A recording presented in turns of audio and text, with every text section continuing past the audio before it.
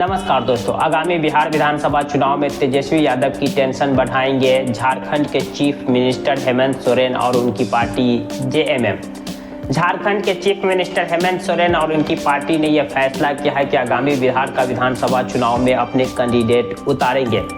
अभी तो झारखंड के चीफ मिनिस्टर ने इच्छा जताई है कि हम महागठबंधन में रहकर चुनाव लड़ेंगे। महागठबंधन के जो दल है आरजेडी और कांग्रेस से उन्होंने 12 सीट की डिमांड की है। 2020 के विधानसभा चुनाव में भी जेएमएम पार्टी ने इंडिपेंडेंट चुनाव लड़ा था, यानी महागठबंधन में उनके बीच समझौता नहीं हो पाया था। इस बार जेएमएम को, हेमंत सोरेन को उम्मीद है कि कांग्रेस और आरजेडी उनकी बात सुनेगी और गठबंधन में रहकर वो चुनाव लड़ेंगे।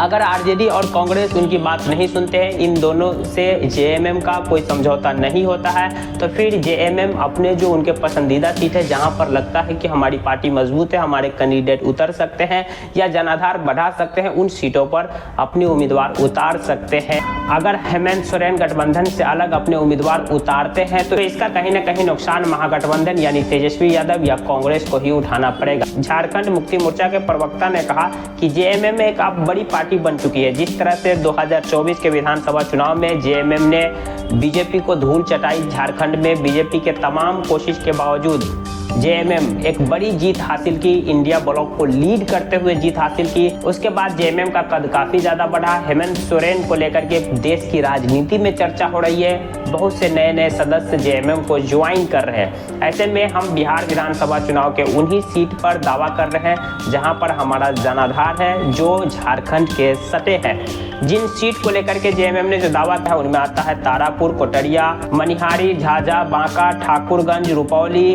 रामपुर, बनमनखी, जमालपुर, पीरपति और चकाई। तो ये वो 12 सीट है जहां पर जेएमएम ने चुनाव लड़ने की इच्छा जताई है। जेएमएम के इस फैसले से तेजस्वी यादव की चिंता बढ़ना लाजमी है, क्योंकि तेजस्वी यादव जिस गठबंधन को लीड कर रहे हैं बिहार में, महागठबंधन में पहले ही कांग्रेस है, इसके अलावा विकास इंसान पार्टी जो मुकेश सहनी की पार्टी है, और भी कई जो दल है उनके साथ है। तो इन सब दलों के बीच सीट शेयरिंग को लेकर के पहले ही से पेच फंस सकता है।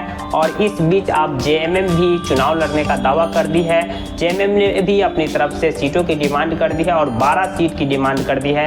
अब देखना दिलचस्प होगा कि आगामी विधानसभा चुनाव में तेजस्वी यादव जेएमएम को कैसे मनाते हैं, क्योंकि तेजस्वी यादव की पार्टी झारखंड में जेएमएम के साथ गठबंधन में चुनाव लड़ी है।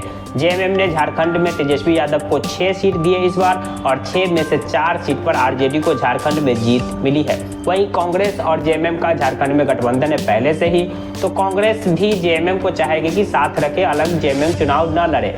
लेकिन मामला सीट शेयरिंग को लेकर फंस सकता है। कांग्रेस हो या फिर आरजेडी, दोनों के दोनों जेएमएम को ज्यादा से ज्यादा सीट देने के पक्ष में नहीं दिखेंगे। तो वही जेएमएम की कोशिश होगी कि ज्यादा से ज्यादा सीटों पर हम महागठबंधन में रहते हुए चुनाव लड़े। हेमंत सोरेन के इस कदम को लेकर आपकी क्या प्रतिक्रिया है, कमेंट बॉक्स को लाइक कमेंट कर सकते हैं। जानकारी पसंद आई तो प्लीज वीडियो को लाइक कर दीजिए, चैनल को सब्सक्राइब कर दीजिए। Thank you for watching.